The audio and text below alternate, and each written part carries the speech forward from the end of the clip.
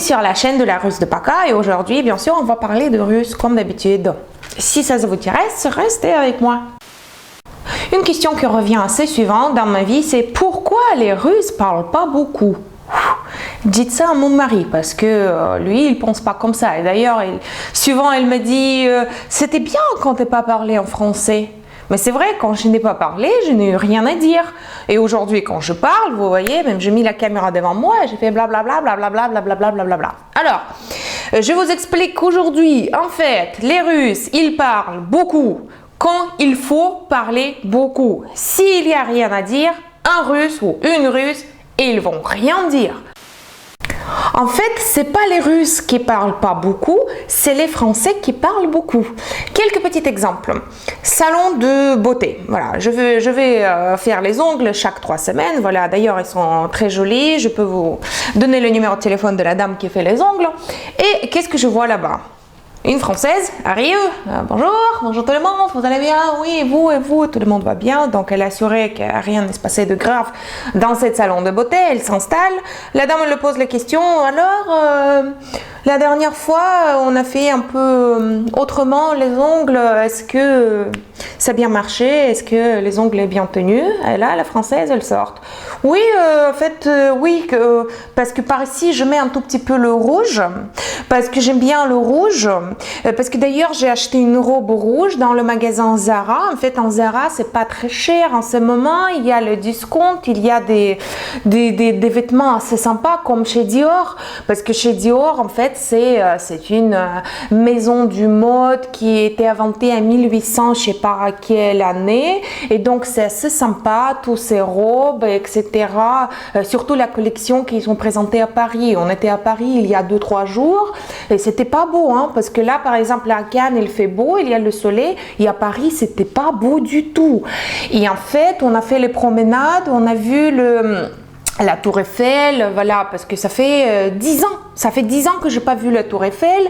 En fait, c'était pour le mariage de la sœur de mon copain. On est allé à Paris pour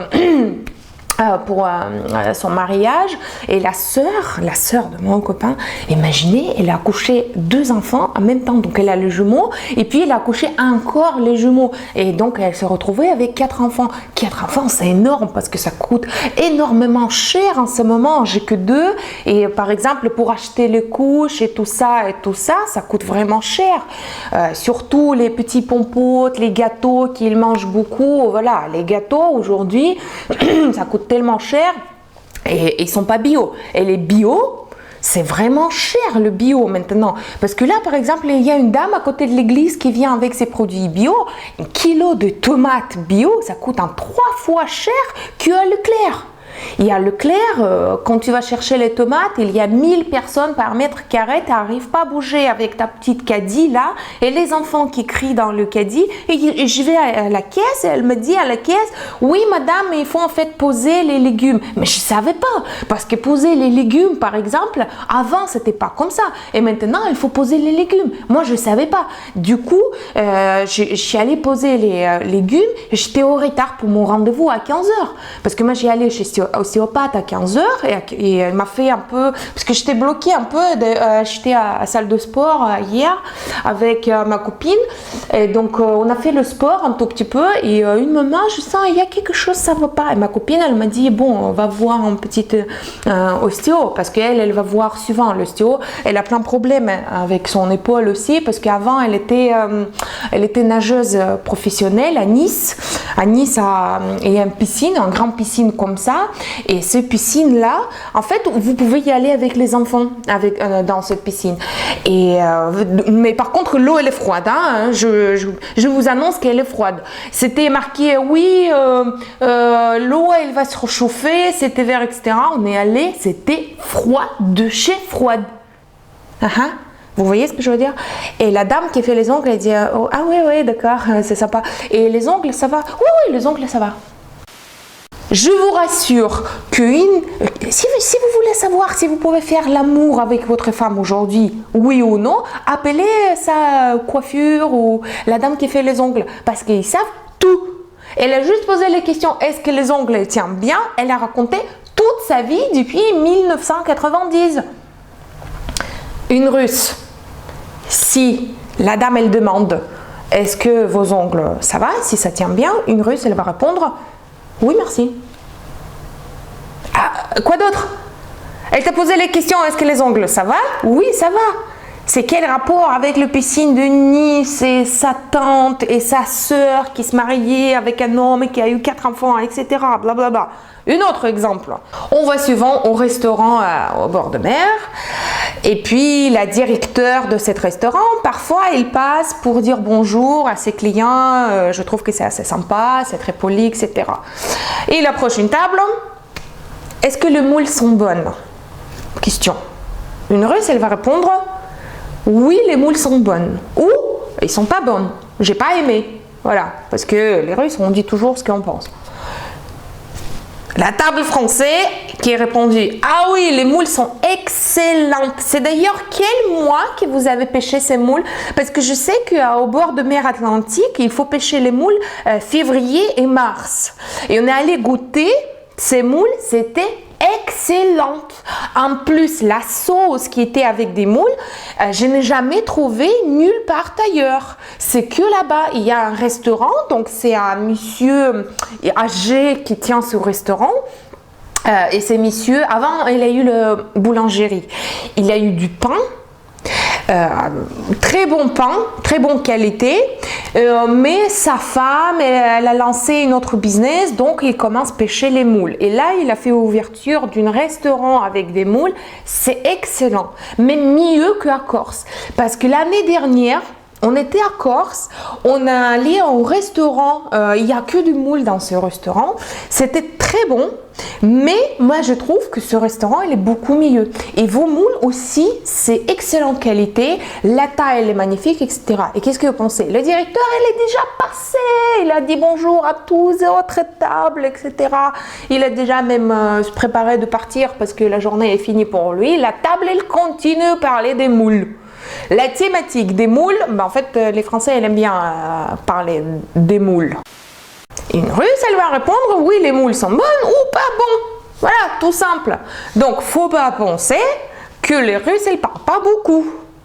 On parle quand il y a des choses à dire. Une autre, c'est le dernier exemple, après je vais finir la vidéo.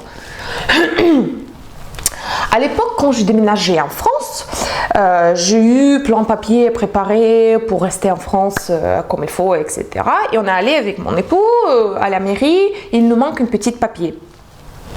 Et donc la mairie nous dit, voilà, je ne peux rien faire, il faut absolument avoir ce papier. Nous, on est partis, on se promenait à Cannes et lui, il m'a dit, ah écoute, on peut résoudre ce problème assez vite parce que un de mon copain, il a imprimerie.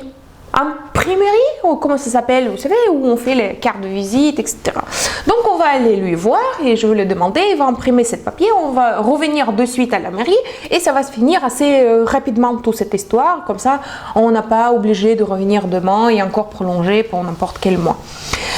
Alors, on est allé voir ce ami, il s'appelle Christophe, je crois, bon, ça c'est un détail, c'est pas important. On est allé voir ce monsieur. Et il rentre. Attendez, là ça m'a impressionné parce que je n'ai jamais vu ça. Il rentre, bisous bien sûr, salut, comment vas-tu, etc.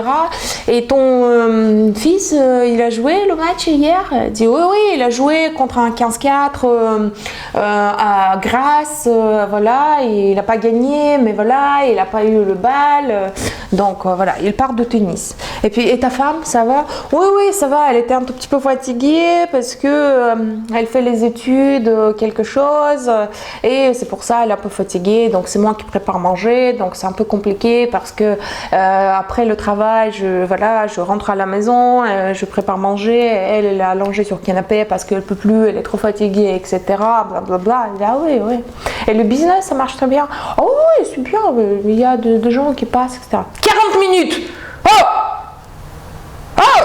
40 minutes. Et puis il a dit oui, en fait je suis venue pour te demander si ce sera possible d'imprimer un petit papier. Et le mec a dit oui, bien sûr. Il a imprimé 2 secondes. On a perdu 40 minutes de notre vie pour savoir si sa femme elle est fatiguée et si son enfant il a bien joué au tennis hier. Oh, un Russe, en Russie, ça se passe autrement. Tu rentres chez quelqu'un qui travaille aujourd'hui, c'était comme ça la situation, d'accord? Même si vous êtes copains, pour respecter la personne qui travaille, tu devrais faire assez vite. Tu dis rapidement et concret, qu'est-ce que tu veux? Pourquoi tu es venu? Tu es venu, tu dis, est-ce que tu peux m'imprimer le papier? Voilà, il t'imprime, tu dis bonne journée, tu passes. Tu partes. Voilà, c'est comme ça. Ça, c'est le respect. Ça, c'est le respect parce que tu es venu chez quelqu'un qui travaille. En plus, il te raconte qu'il est déjà fatigué, que c'est dur, etc. Et tu prends 40 minutes de sa vie pour parler. Et que pourtant, que tu n'as rien à foutre de la fatigue de sa femme et de score de tennis de son fils. C'est tout. Les Russes qui ne parlent pas beaucoup avec vous, c'est-à-dire, ils vous respectent beaucoup. Ils respectent le temps que vous dépensez pour la personne qui est venue vous voir. Voilà. Et si en russe, il vous demande si ça va et comment ça se passe avec la femme, etc., blablabla, et il y a deux variantes. Ou c'est un russe ou une russe qui habite très longtemps en France, ou c'est une personne qui est vraiment intéressée par ça. Voilà, j'ai fini mon discours. J'espère que j'ai répondu à votre question. Pourquoi les Russes, ils ne parlent pas beaucoup? Parce qu'on parle quand il faut parler. Ni moins ni plus. C'est comme ça. Et je vous remercie beaucoup de regarder cette petite ou longue vidéo parce que je parlais assez beaucoup et je ne sais pas combien de minutes déjà enregistrées. J'espère de vous voir dans mes prochaines vidéos. Inscrivez sur ma chaîne. Corrigez mes fautes en français. Mettez le plus comme ça, 2 ou 3. Demandez vos grands-mères et grands-pères d'inscrire sur ma chaîne parce qu'il faut soutenir une Russe qui parle beaucoup et qui vous raconte tout et qui ouvre les volets comme ça dans la vie et que vous pouvez voir comment ça se passe, la vie d'une Russe de PACA. Et moi je vous dis PACA en russe, PACA, c'est-à-dire salut.